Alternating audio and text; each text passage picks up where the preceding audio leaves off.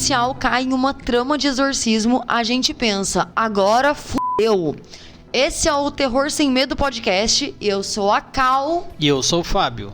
O filme de hoje é um estilo que caiu no esquecimento, é uma ação / terror. Um thriller policial com um padre que parece o Constantine, uma dupla de 2 tiras e de quebra uma trama sobre mortes sobrenaturais e exorcismos. Esse é o Livrai-nos do Mal.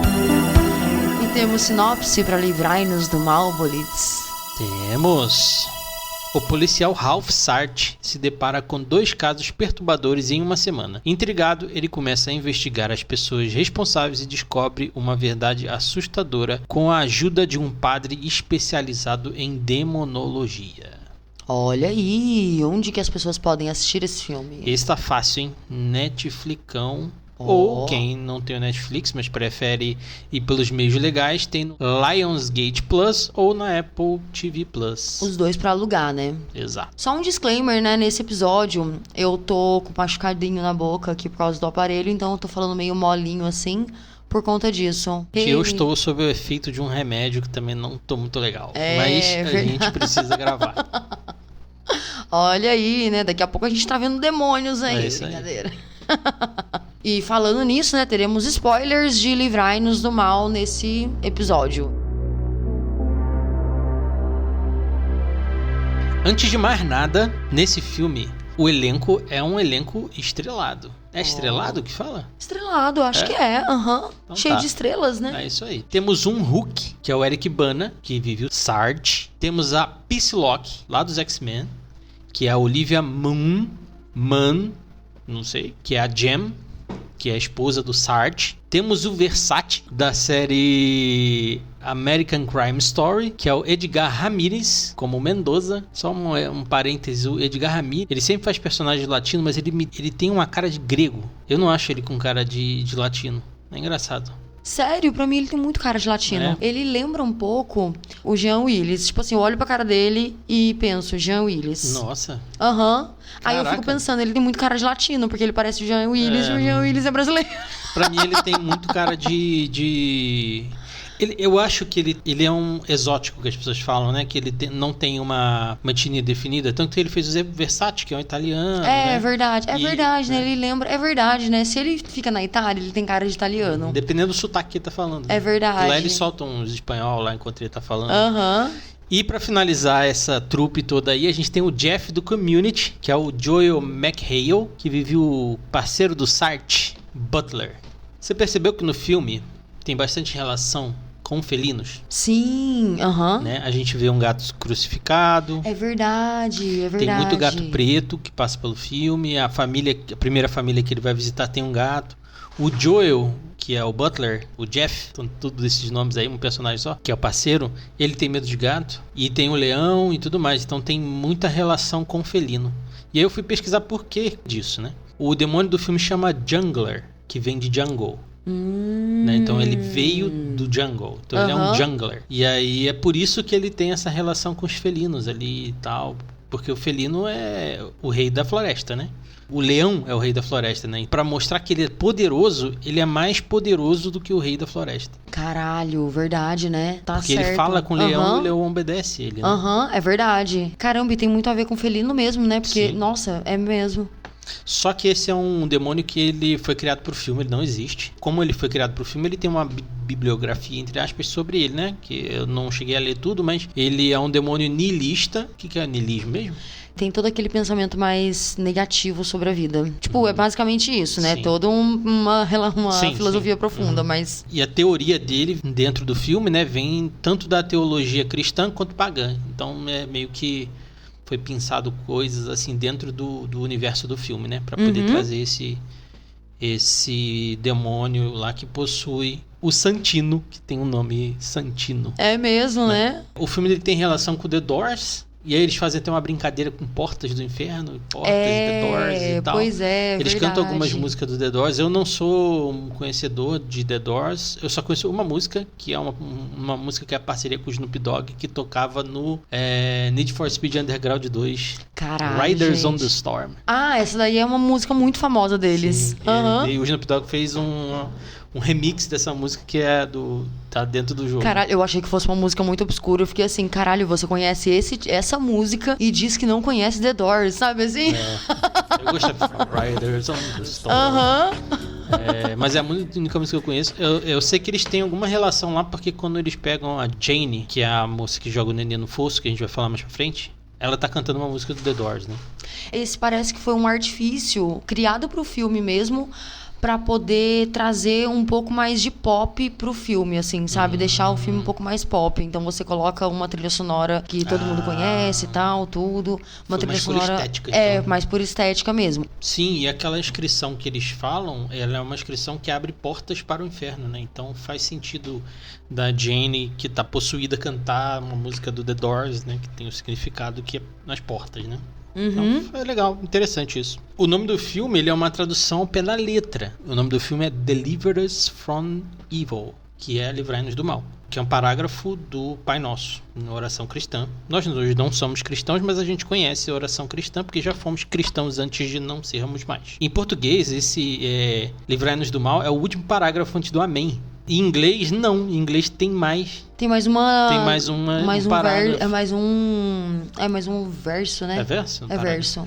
Enfim. Que ele fala sobre o poder, a glória e alguma outra coisa de Deus. Amém. Ele acaba assim, é diferente. E esse filme, a gente falou lá que é um subgênero de terror, digamos assim, né, de terror / filme policial, que caiu em desuso, né, que tá no esquecimento e tal, mas que, porra, eu gosto muito. Meu estilo de filme favorito é o sci-fi.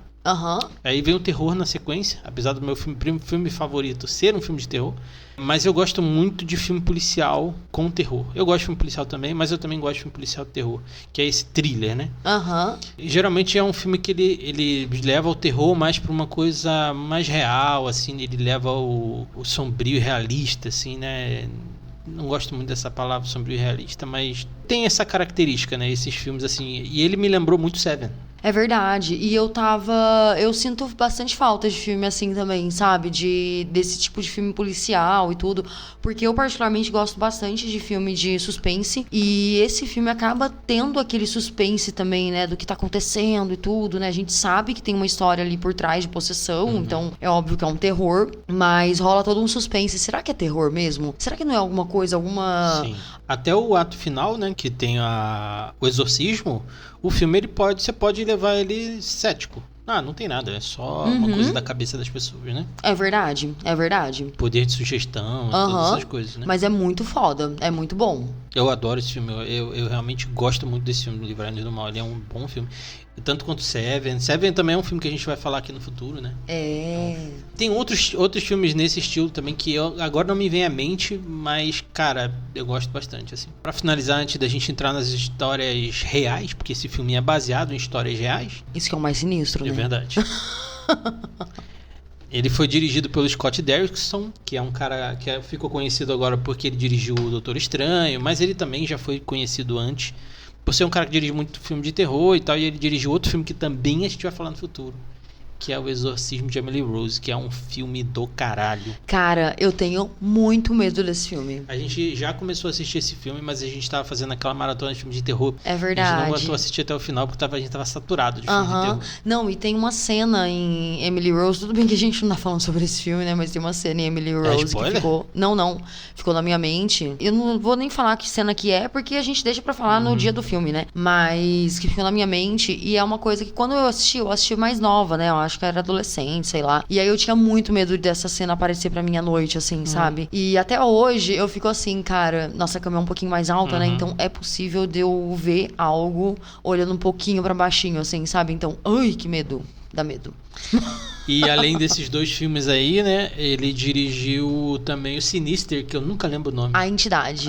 Cara, que também é outro filme. Mano, esse cara faz bons filmes de terror, viu? Doutor Estranho primeiro, e o segundo também é legal, porque é o Sam Raimi que dirige, né? Eu gosto do segundo, mais do que do primeiro.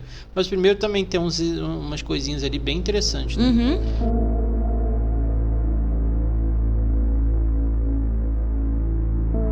E como a gente falou, né, o filme ele é baseado numa história real e é baseado no livro Beware the Night. Em português seria Cuidado com a Noite, que é escrito pelo Ralph Sartre. O personagem do filme?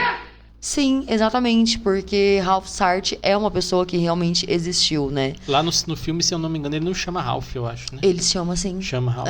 Inclusive, o fato do filme colocar, né, o personagem principal como Ralph Sartre, né, que é o escritor do livro mesmo, deu uma polêmicazinha lá, porque no filme o Sartre, ele mata um personagem, né? No livro, em nenhum momento fala sobre isso, né? Sobre o fato dele ter matado e tal. E como ele era um policial, ele tinha efetuado mais de 300 prisões em 18 anos de trabalho, porque ele se aposentou com 18 anos de trabalho, né? Aposentou com honra e tudo, porque ele nunca tinha matado ninguém e efetuou várias prisões. Então ele ficou um pouco puto com isso, assim, sabe, no filme, por conta de ter usado o nome dele, Ralph Sartre, e que matou pessoas, sabe, assim? Né?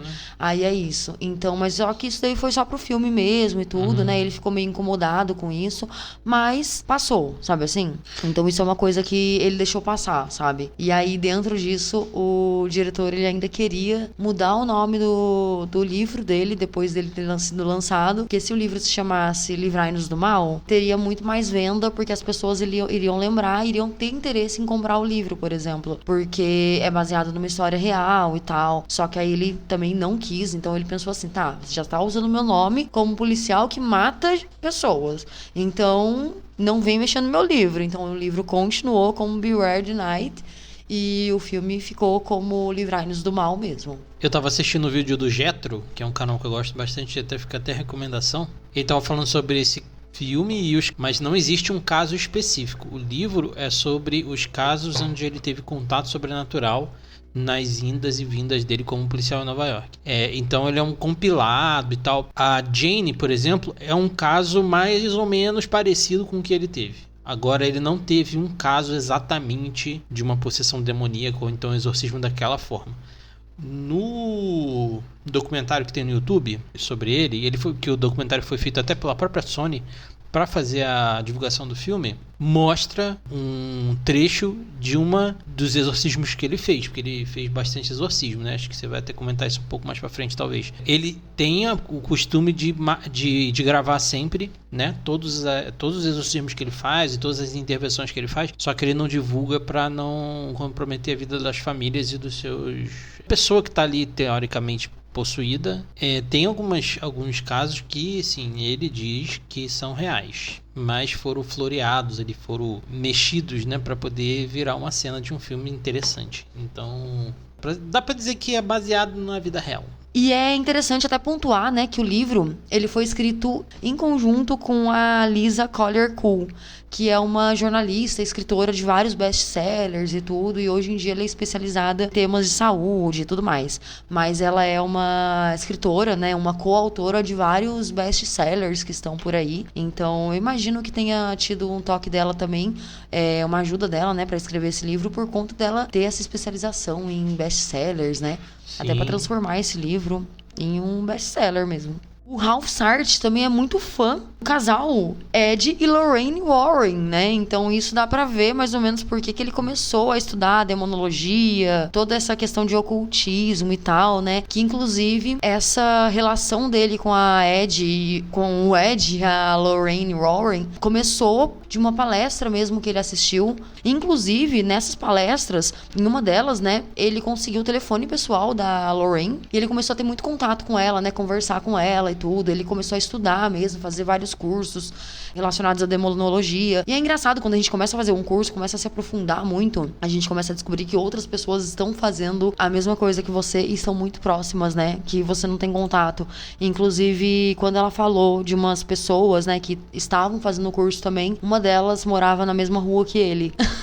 Inclusive, nessas, né, de conhecer várias pessoas do meio e tudo, ele conheceu o padre McKenna, que é um dos padres que ele participava participava de vários dos casos de exorcismo do casal Warren, e o padre Malak Martin também, que ele é bem conhecido também por vários casos de exorcismo e tudo mais. Inclusive, né, o padre Mendoza, ele é a personificação desses dois padres da história real. Então, realmente existiram padres que estavam junto com ele. É interessante, assim, né, que a gente vê, por exemplo, numa das cenas de possessão do filme, o Sartre, ele tá ali, né, fazendo parte, e o padre Mendoza diz pra ele, né, essa parte você pode fazer. Isso realmente... Só leia as respostas. Só leia as respostas, isso. Isso é pra mostrar pra gente, né, o que o Sartre realmente fazia. Que ele fazia esses exorcismos menores, que é uma teoria criada é uma oração criada pelo Papa Leão XIII pra exorcismos menores, que pode ser feito por qualquer católico, assim, sabe? Tipo, devoto e tudo, né, que vai na igreja e tal. Esses exorcismos menores, eles são exorcismos que você faz não pra possessão demoníaca de pessoas, assim, sabe? Tirar um demônio do lugar, mas pra tirar aquelas assombrações de casa, limpeza de casa mesmo, né? Purificação de ambiente e tudo mais. Aí você faz uma oração e faz isso. E o Sartre, ele também fazia esse tipo de coisa. Tanto é que nas chamadas dele, né,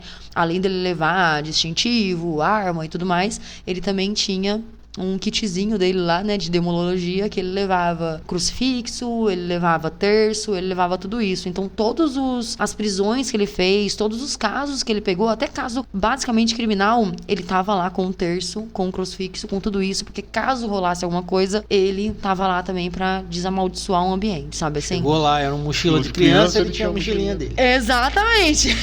Ele tinha lá.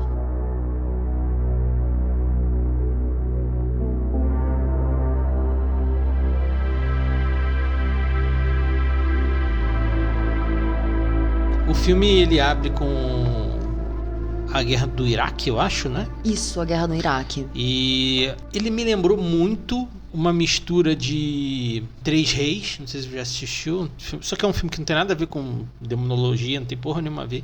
É porque são três caras que invadem um lugar e encontram petróleo e tudo mais. Nesse caso eles não encontram petróleo, mas pra mim é uma mistura de Três Reis com o começo do Exorcista, que ele encontra o Pazuzu e tal, né? Então ele tem uma leve mistura ali de coisa. São três soldados, né, que estão ali fazendo a ronda deles, matando pessoas, né, fazendo um trabalho sujo. E eles encontram uma tumba e eles teoricamente profanam a tumba. Eles vão lá dentro, estão vestidos estão com armas, estão, né?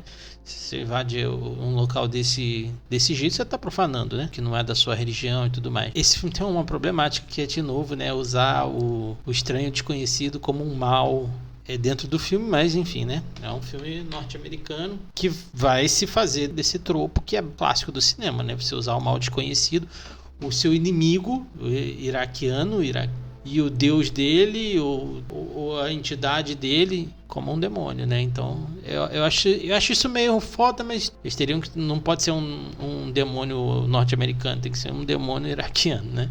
E essa parte do filme, eu acho que ele poderia ter um pouco mais de criatividade pra manter ele nos Estados Unidos mesmo, porque essa parte do filme, ela é desnecessária. Ela poderia acontecer de alguma outra forma, assim, sabe? É interessante pontuar que o livro, ele foi escrito em 2001, então não tinha nada relação com o Iraque, porque a Guerra do Iraque, ela começou em 2003 e acabou em 2011. O filme foi lançado em 2014. Então, meio que eles usufruíram, né? Enfiaram lá a guerra no Iraque, sendo que nem no livro tinha, porque não existia guerra no Iraque nessa época. Então, meio que eles colocaram isso pra colocar mesmo, né? Esse lance do... xenofobia, né? Exatamente, assim, sabe? Tipo, de xenofobia mesmo. Então, é uma parte desnecessária do filme, assim, que eles poderiam ter feito alguma coisa nos Estados Unidos mesmo, sabe? Porque lá tem tanta coisa que, decidiram colocar a guerra no Iraque ali no meio. Eu fico assim, tá, beleza. Então... Podia ser uma entidade norte-americana do povo originário. Então, porque ainda manteria ali, sabe? Mas, cara, é 2014, né, cara? Tem 9 anos. Essa discussão sobre xenofobia e sobre demonizar uma entidade do Oriente desconhecido, não estava em pauta, né? Exatamente. Então é uma parte, assim, do filme que ela poderia... Tipo, o filme é muito foda, sim, mas essa parte, ela é um pouco desnecessária, sabe? Tipo, porque que tem tanta forma de aparecer 3 pessoas demoníacas, sabe? Pra ver que tem uma criticazinha ali mostrando que os soldados estão matando pessoas ali que estão no chão já, que estão desarmadas e tal. Tem isso. E eles estão profanando um lugar, né? Pode ser uma crítica à guerra também. E o cara, ele tem o cara que é possuído Santini, ele já tem ele já se pinta de uma forma, ele pinta mesmo o rosto, né? De uma forma meio demoníaca, né? Então ele meio que estava propício a ter um contato com alguma coisa que beleza. Só que o problema pra mim é pegar ali e levar para os Estados Unidos e fazer o cara se tornar um serial killer lá. Né? Pois é. E aí ele acaba virando o mauzão no país alheio, né? Então, exatamente. É uma parte desnecessária, mas eles conseguem amarrar esse ponto dentro do filme, ao longo do filme, né? Que a gente vê que quando começam esses surtos, assim, sabe? Dele bater na esposa, um deles bate na esposa e tudo, né? Um desses 3 soldados. Sim. Eles até comentam, deve ser porque ele é militar, tava na guerra, então ele tá com aqueles surtos pós-guerra, né? Estresse pós-traumático. Então, ele pode estar tendo esse surto mesmo e tudo, né? Mas, né, tem que conter, né? Sim, de qualquer forma. Psicólogo, pô. Exatamente. Psiquiatra, né? Porque nesse jeito aí já né? Precisa de remedinho mesmo. Então, assim, eles conseguem amarrar essa questão do início do filme ao longo do filme também, sabe assim? Ele então, é tipo usado assim, como motivador exatamente. do filme. Então, tipo, meio que faz sentido ao longo do filme, mas eles poderiam ter um pouco de criatividade pra fazer de uma outra forma, sabe? E aí o filme volta pro Bronx, volta pra Nova York, né? Eles são da 43. Só que antes disso, né, deles falarem no departamento, o Sarge e o Butler estão no carro, né? E aí o Sarge, ele começa a sentir aquela premonição que ele tem, né? Que é uma coisa que é contada no livro, que o próprio Ralph diz que tem essas dores na têmpora e tal. A gente já criticou o filme agora a gente vai falar bem, né? O filme, ele não é explícito. Ele só bota a mãozinha assim e tal. Tipo, então você sabe que ele tá com algum incômodo, né? E ele tem umas visões também, né? Que só ele vê, né? E o Butler dá um nome pra isso, que é o radar, né? Porque ele sabe que sempre quando acontece isso é alguma coisa muito, muito sinistra, né? Vale destacar que no livro, e eu não sei se no filme mostra isso, mas no livro fala que muitas vezes quando eles estão por volta das 3 da manhã, assim, vem os casos mais cabeludos, assim, sim. sabe? O primeiro caso é bem complicado. Eu acho que já é uma ação do Jungler, do Santino, sim, né? sim. Porque eu achei muito solto, mas depois, como ele é um serial killer, ele pode ter matado uma criança, né? E, cara, aquilo lá já abala ele e já abala a gente também, né? Porque puta que pariu, né? Você vê uma criança e uma criança morta e tal, né? Tipo, não mostra, né, a criança, mas ele fala que ele tentou fazer respiração boca a boca. Só que a gente não sabe se é um eco do mesma coisa que a Jane fez de jogar o neném dela pros leões, igual ela faz um pouquinho mais pra frente, que é o próximo caso que eles pegam. Se a mãe deixou o bebê no beco e o bebê morreu, né? Porque o Jungler, ele tem essa característica de ser incentivador do mal. É verdade. Né? Pode ter sido. Mas esse caso passa, mas ele é só pra abrir o filme de uma forma mais... Pra gente ver o que vai acontecer nesse filme, né? Sim. Você vê um bebê morrendo, então você pensa, caramba, é foda, esse demônio é foda. E aí o segundo caso, que eles são chamados também num zoológico, é engraçado porque é num zoológico. É verdade. Eles têm contato com a Jenny, que ela já tá toda fodida, toda possuída, e cantando a música do The Doors. É verdade, ela tá cavando, né, o chão com a própria mão, assim. Na verdade, ela tava jogando Need for Speed Underground, tava cantando lá no Rider. Mentira. Need for Underground, por isso que ela tá querendo ir pro chão. Isso aí. Esse caso da Jane aí já faz um breve paralelo com o livro também, que o Sartre, ele diz que quando ele começou a ter os primeiros casos e ele começou a se aprofundar na demonologia, mais casos foram aparecendo, né? Então aí o primeiro caso já apareceu, na sequência foi outro, e depois foi outro, e depois foi outro, né? Cada vez foram mais casos, assim, aparecendo, né? Então, ele realmente era um radar mesmo, né? E ali ele tem, dentro do zoológico, ele tem o primeiro contato com o mal, né? Que é o Santino e tal. Ele vai até parar dentro da cela dos leões, lá pra ver o que aconteceu e tudo mais, né? Diz na história que o neném não morreu, só teve uma fratura, alguma coisa assim. Ai, que dó, né? Credo. Mas é o neném, né? Mas não morreu. Nesse tempo, ele já tem contato no dia seguinte na delegacia, ou no mesmo dia. É no mesmo dia. Ele já tem contato com o Padre Mendoza. É verdade, é verdade. Ele já encontra o bem e o mal no mesmo momento. nesse contato com o padre aí, que é na delegacia onde a Jane tá presa, né? Porque eles prenderam ela porque ela cometeu um crime, né? Sim. Apesar dela estar meio desorientada, ela cometeu um crime. O padre tem uma conversa com ele ali, diz que já conhecia a Jane, sabia que ela era uma boa pessoa e ela teve contato com o mal. Ela não é uma pessoa doente, né? Isso, ela não é uma pessoa doente. Ela tá assim porque ela tá possuída. Aham. Cara, os casos começam a aparecer. O caso seguinte, ele vai na casa de uma família italiana que diz que tá tudo estranho. As lâmpadas queimam, as velas não acendem. E lá dentro do porão deles, ele acha um cara morto. Que, coincidentemente, é um pintor. Ai, que sim! É um dos 3 soldados. Dos 3 soldados que tava lá. O cara já tá todo fudido, todo zoado. Cara, todo mundo era pintor, você já percebeu isso? Então, mas eles explicam, né? Porque quando eles voltaram da guerra, eles ficaram sem trabalho nem nada. E 2 deles criaram uma empresa de pintor. E aí a gente já conecta com o próximo caso, que é o caso que eles têm um relato de uma mulher que está sofrendo agressão em casa. Quando eles chegam lá, vão abordar o cara. É um outro, que é o Santino e mais 2 caras. Isso. Que morreu era o sócio do Santino na empresa de tinta. E esse cara, ele tinha conseguido ficar bem sucedido na vida, depois de ter voltado da guerra. E os caras estavam quebrando um galho pra ele, pintando o escritório dele. E aí nessa casa que as coisas começam a se desenrolar no filme, né? É verdade. Eles fazem 2 visitas a essa casa, né? Em um momento, o agressor da vítima sai correndo. Uhum. E aí quando eles retornam, ela já diz que tá tudo bem, que ele não voltou e tal. Ele tá 2 semanas fora. E aí ele fala, eu posso entrar aí pra ver e tudo, né? Aí ela fala, pode sim. Nesse momento eu achei que fosse acontecer alguma coisa. Porque eu fiquei assim, cara, eu acho que essa mulher deve estar, tipo, com medo e tal. E deve estar ajudando o marido dela de alguma forma, assim, sabe? Por medo dele mesmo, assim, sabe? Não é nem ajudando porque, ela gosta de apanhar, né? Porque, né? Não existe isso. Ele fala, né? Posso dar uma olhada, né, no escritório dele? Aí ela diz que pode e que tem alguns HDs ali. Ele abre os HDs e ela sai, assim, sabe? De perto. Não sei se ela sabe o que tem ali e tudo. Acho que não. Né? Daí, eu acho que ele não deixa ela ver, né? Tanto é que ela fala que ela sai ali e ele vê... Não, ela mesmo fala que não quer ter contato com essas coisas. Porque ele filma é verdade, a guerra, né? É verdade, Tipo, gente morrendo, é verdade. Então, aí ele vai ver e ele percebe que num dos vídeos, assim, ele vê, inclusive, essa entrada deles naquela caverna lá, né, tudo. Uhum.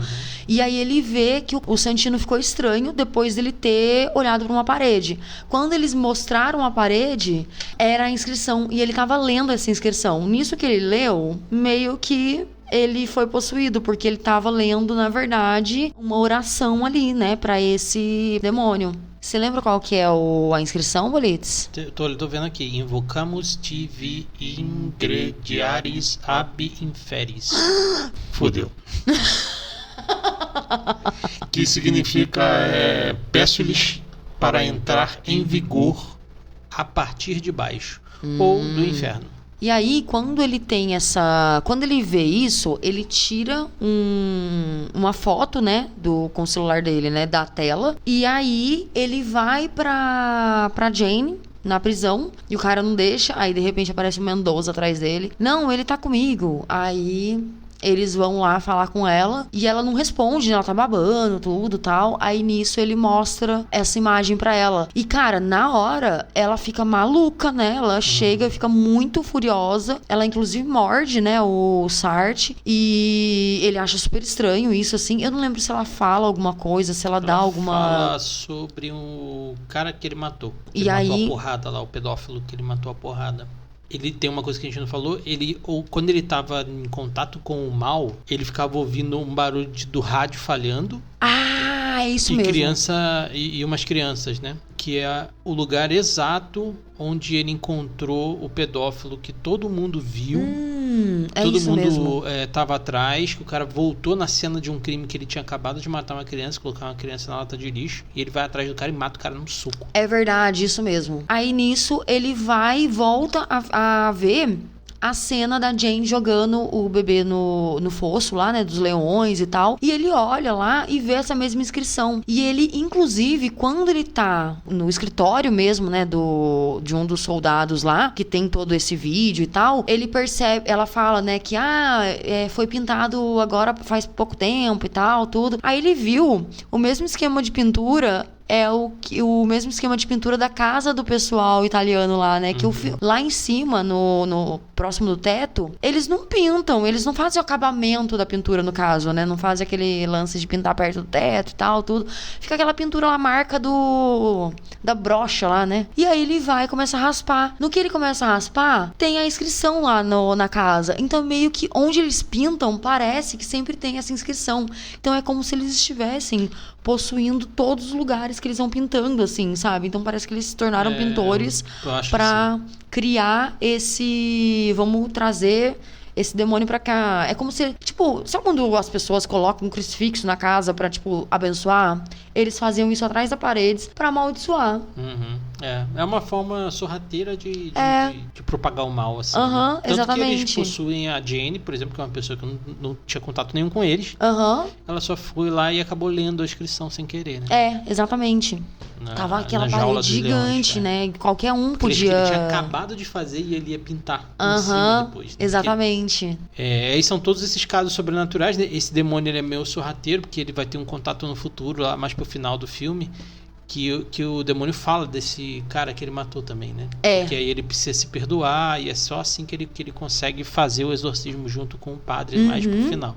Mas nesse meio tempo, antes do exorcismo, que aí já tá no ato final do filme ali, a filha dele começa a ter uns surtos, ser importunada por alguma coisa que não fica tão claro no filme, depois até fica, né, que é o próprio Santino que vai atrás da família dele, né, que rapta a esposa, a Jane, que é o nome da esposa dele, e a Cristina.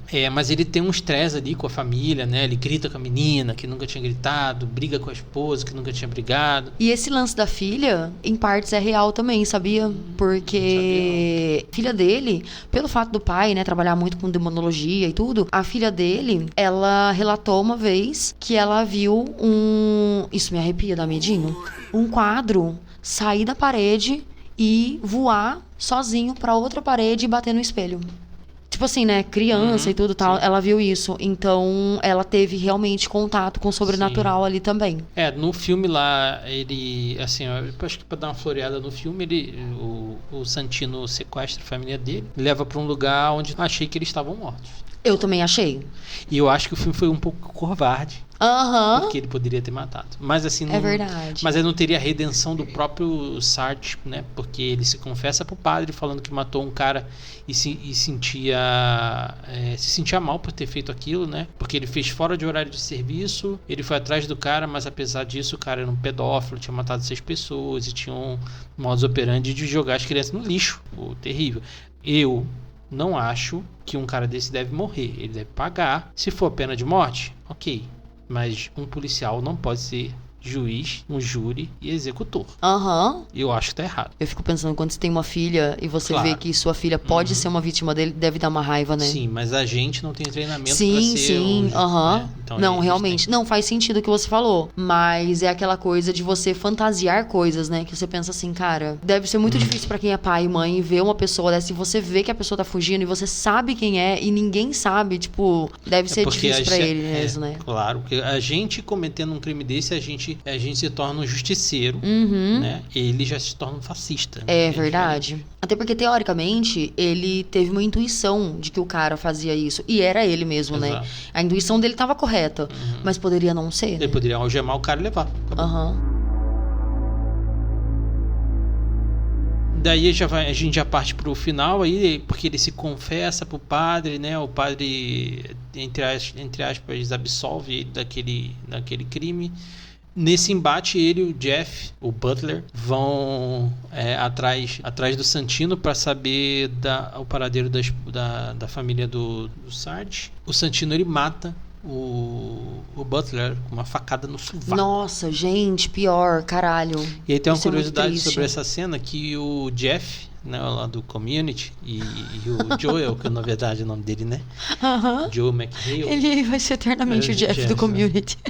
Ele fez o treinamento de faca pra fazer essa cena sem dublê. Sério? É. Caralho, que foda. E se for pensar bem, é sempre ele mesmo, né? Não tem corte. Caramba, muito massa. Cara, a cena fica muito mais rica quando é o ator mesmo fazendo, né? Sim. Tudo bem que tem muita cena que é muito, né, Sim. tipo, arriscada, né, pra qualquer ator fazer, mas fica muito rica. E tem mais duas curiosidades sobre o próprio Butler, né? O Scott Derrickson escolheu ele porque o personagem foi feito para o Joel McHale, né? Tanto que quem assiste Community vai ver muito do Jeff no personagem, né? É. Ele tem uma pegada meio Jeff, assim, porque ele queria um cara canastrão e tal, meio porra louca, assim, que nem o Jeff numas temporadas anteriores do Community. E também existe uma versão alternativa desse filme, eu não vi, porque eu não vi no cinema. Mas minha mulher viu.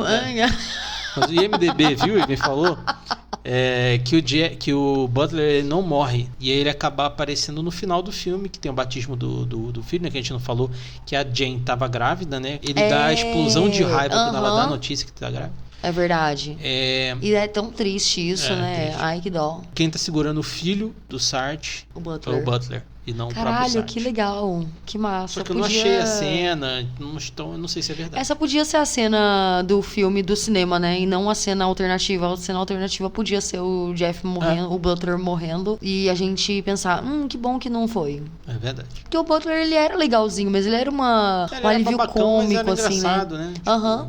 Tanto é que é engraçado que quando a gente assistiu o filme, a gente falou, caralho, esse ator aí só faz Jeffs, né? Porque uma coisa. nota só, né? Aí quando a gente descobriu que ele realmente queria aquele toque de Jeff no filme, a gente falou, poxa, então ele não é um péssimo ator que só sabe, não sai do personagem. Ele não pode sair do personagem porque o diretor quer. Faz sentido. E aí ele, mesmo com a morte do Butler, eles prendem o Santino, levam o Santino pra delegacia, e aí lá tem um embate contra o Mal, Padre Mendoza e do Ralph. E aí eles fazem um exorcismo bem sinistro e tal. Nossa, É um demais. exorcismo de filme mesmo. Aham. Quebra a janela, chove e grita, e vira de cabeça pra baixo, e cai raio, e é legal, né? Vale falar que o próprio Santino tá todo cravejado com a Inscrição, né? com a inscrição. Essa cena é bem sinistra mesmo e tudo, né? E uma curiosidade de bastidores, assim, né? Não bastidores, isso daí depois que o filme foi lançado e tudo. A Jen, né? A atriz que faz a Jen, ela diz que quando chegou nessa parte do filme, ela não conseguiu assistir, porque pra ela foi muito forte assistir essa cena. Mas é bem pesado mesmo. É bem pesado, né? É bem pesado mesmo essa cena, assim. E, tipo, quando você participa mesmo do filme e tudo, né? Você faz parte dali. Apesar dela não estar nessa cena, ela acha muito pesado. Então, ela diz que não assistiu nada e tal. Curiosidade que muita gente tem, né? Porque muitas vezes a gente vê alguns filmes de possessão e a gente fica se perguntando, será que aconteceu algum caso estranho na produção desse filme, né? Alguém morreu em produção, aconteceram coisas, voaram coisas e tal. Basicamente não aconteceu nada, assim, sabe? Que seja de conhecimento, principalmente do Eric Bana mesmo, né? Que ele foi entrevistado e essa foi uma das perguntas, assim, sabe? Se ele viu alguma coisa, se ele... Principalmente nessa cena que ele tava presente na sala de interrogatório, né? Que tem aquela sala lá de interrogatório de espelho, vidro espelhado e tudo. Inclusive, um dos policiais, um sai e o outro fica assistindo, né? E ele fica até tipo, que porra é essa, né? Porque... Tanto é que eu achei que fosse acontecer alguma coisa com ele, sabia? Que o demônio ia sair e ia pra ele. Né? Eu achei que fosse acontecer alguma coisa dessa. Eu fiquei, cara, vai acontecer alguma coisa com esse cara. Mas que bom que não aconteceu nada, assim, sabe? Até onde ele mostrou, não. Mas é aí que o exorcismo mesmo, né? Que o Mendoza também, além do Sartre, ele ter contato com aquele pecado dele, né? Mais grandioso, assim, dele ter matado o pedófilo. O Mendoza também tem uma descoberta, né? Sim. Nessa hora. Uhum. É pai de um dos filhos da Jen, né? Ele tem essa descoberta mesmo, né? Que, na verdade, ele teve uma relação com a Jane e tudo, né? E ela acabou abortando o filho. E ele confessou esse pecado dele, porque ele já era padre nessa época, né? Então, ele confessou E ele achou que ele fosse ser descomungado e tudo, mas o padre que tava lá com ele falou que foi uma relação consensual, entende? Você não cometeu pecado nenhum e tudo. Cometeu pecado perante a igreja, né? Porque você é um padre. Porém, se você se arrepende disso, tudo bem. Então não volte a cometer isso. Aí, beleza, então ele nunca mais voltou a cometer. E ele entrou muito mais pra igreja mesmo, né? A partir daí. E aí, o Santino, durante o exorcismo lá, enquanto o demônio ainda tava com ele acabou dizendo, né, que a Jane, ela não abortou nada e o filho existe. Ou seja, o pecado ainda continua, né? É verdade. Porque não acabou, sabe? Então ele propagou sim, né? Ele efetuou todo coisa assim, sabe? Tipo, ele tem um filho agora. Então pra ele isso pegou muito. Então nessa, dá aquela caída. Então o demônio meio que começa a se levantar cada vez mais. E o bem, no caso, né? Do padre e tal, que deveria segurar aquele exorcismo, já dá uma caidinha, assim, sabe? Mas aí ele volta, porque ele lembra de tudo que ele confessou e tudo, né? Sim. E o padre continua sendo padre porque quem faz o batismo é ele, né? É verdade. Então a gente vê que ele realmente não foi descomungado a partir daí, né? Que é uma coisa que ele se arrepende mesmo, né? Poxa, não foi uma coisa errada que ele fez, sabe? Foi errado perante a igreja, mas não foi errado com a pessoa, Jane e tal, né? Tipo, por fim, né? Ele encontra a esposa dele, que daí a gente queria que, na verdade, não tivesse encontrado, mas, né? Tem toda a questão de ter encontrado faz mais sentido. Até porque ela tava grávida também, né? Tinha que ter aquela questão do batismo, porque, cara, ia matar uma mulher grávida, né? Aí seria mais um... Aí teria um... Livrai-nos do Mal 2, né? Então, eu acho que a intenção talvez fosse essa. Entendi. Né? Mas, não sei, né? Mas eu tenho um pouco de medo, porque como o Sartre, na vida real, ele nunca matou ninguém, talvez ele teria que voltar como justiceiro, porque como matou a família dele, talvez ele voltasse como uma pessoa que vou acabar com tudo agora, porque eu não tenho mais nada a perder. E o Sartre, de verdade, não é assim. Talvez ele ficasse mais maluco ainda, porque matou um cara no filme. E ele já ficou com o diretor, no caso, né? Que ele ficou um pouco frustrado com o diretor por ele ter colocado uma morte do um assassinato do Sartre no filme, sendo que ele nunca matou ninguém, por exemplo. Mais complicado ali que vai ficar é o pobre do Santino, que, tipo, pobre entre aspas, né? Mas enfim. Ele foi possuído, tá todo crabejado de inscrições pelo corpo e ele ficou sem o demônio e acabou. O cara vai ficar com aquela cicatriz pra sempre na vida dele. Então, pois é, verdade. E ele parecia ser uma pessoa boa, né? Porque quando ele terminou lá, ele parecia ser uma pessoa muito... ele era um soldado de fudido boa, da né? cabeça. É foda. Eu gostei da transição entre ele terminando a possessão e ele voltando a ser o Santino real, assim, sabe? E não o demônio. Porque, cara, isso daí foi uma transição muito foda, que agora a gente tá falando sobre isso e eu lembrei. Porque o demônio tá saindo, então ele tá berrando como um demônio. Aí, de repente, aquele grito demoníaco e de raiva sai e o grito continua, só que com a voz de um cara com medo. Então fica tipo aquele grito, tipo... Fica aquele grito murcho de uma pessoa que tá gritando, sabe? Cara, muito foda, eu gostei. Mano, falar sobre esse filme me arrepia muito, é muito massa. De medo, de tudo. Temos notinha para esse filme? Temos. A minha notinha é 5. Porra. Eu sou muito boazinha nesses filmes, né? Puta que pariu. Ainda bem que tem você pra deixar pelo menos uns quebrados aí, né? Tipo 4 e pouco, não sei o quê. Eu odiei, nota 4.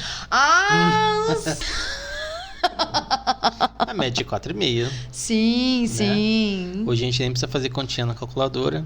A gente tá ficando cada vez melhor, ó. Daqui a pouco vai dar 3,77. Eu vou dar 2,88. E a gente vai saber fazer. Aí as pessoas falam, mas por que vocês dão nota quebrada? Qual que é o cálculo? Não tem cálculo. É o que vem na cabeça na hora. Como é que é aquele meme? Fonte. Não foi preciso. É isso aí. E esse filme é um terror sem medo? Terror com medo? Muito medo. Terror com a Rupi. A Rupi. Eu não fiquei com medo, não. Fiquei de boa. Eu fiquei com medo. Nossa senhora, eu fiquei... Eu gosto de filme assim, não me dá medo, não me dá susto. E tipo, mano, é sempre satisfatório de se assistir e tal. Apesar das problemáticas que todo filme tem. Sim, né? exatamente. Cara, filme bom pra mim é um filme que me dá medinho, assim, sabe? Tipo, filme de terror, né, que dá medinho, assim, eu gosto. E tem um lance, né, quando eu começo a ficar com medo, é o momento que eu me cubro e fico escondendo todas as partes que podem ser pegas por demônio. Sabe, assim, mão, pé... Eu tenho uma curiosidade particular, e a gente é budista, né? Aham. E eu tava assistindo esse filme depois de uma atividade do budismo, no momento de descanso de uma atividade que eu fiz na madrugada. Aham. Mas enfim. É muito engraçado isso. Foi até um momento que eu falei, caralho, é engraçado, né? Você assistir esse filme aí dentro de uma sede budista. Tava dentro da sede, inclusive, verdade.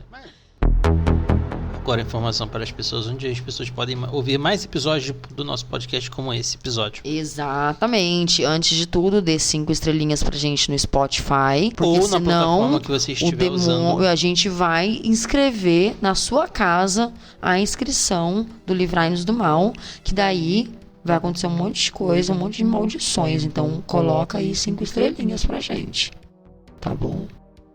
E você pode ouvir a gente no Spotify, no Anchor, que agora é Spotify for Podcasters, no Amazon Music, no Castbox, no Google Podcasts, e você pode achar a gente no seu agregador de podcast favorito, procurando por Terror Sem Medo. É isso aí, onde as pessoas podem encontrar a gente nas redes sociais, que é uma rede social só, que é o Instagram. Sim, pode encontrar a gente no Instagram, no @Terror Sem Medo 13, tudo junto e 13 numeral. Mandar um e-mail lá pra gente. No terrorsemmedo13@gmail.com. Isso aí. Assim que fizerem comentários, a gente vai fazer um episódio. Se a gente tiver que comentários para encher um episódio, a gente vai fazer um mini episódio. Comentários você pode deixar. Gostei, não gostei do filme, gostei, não gostei do podcast, vocês esqueceram disso aqui, o podcast de vocês é legal. Façam comentários desse tipo. Sim, dê ideia também de outros filmes também pra gente assistir, né? Porque a gente geralmente coloca filmes que a gente curte e tal, tudo. Às vezes você tem uns gostos meio, gosto de um filme de terror lá da Alemanha e a gente tem que caçar aqui o filme loucamente pra assistir. Tudo bem, a gente caça o filme loucamente pra assistir, pra você ver a nossa opinião, né? É isso Vai aí. que você gosta da nossa opinião dos filmes e pensa, o que eles vão achar desse filme aí? Né? Dê desafio pra gente que a gente gosta. Isso aí. E o que teremos no próximo episódio do podcast? A Escolhida, que tá no HBO Max. Então, Tá se você isso, quer assistir... O nome original do filme é Antebellum. A gente vai falar sobre Antebellum, aquelas, né? Troca. É só pra o pessoal não se confundir com a Escolhida, que é um nome meio genérico. Então, finalizamos por aqui. Até o próximo Terror Sem Medo podcast. E quando sua têmpora doer, não atenda o telefone.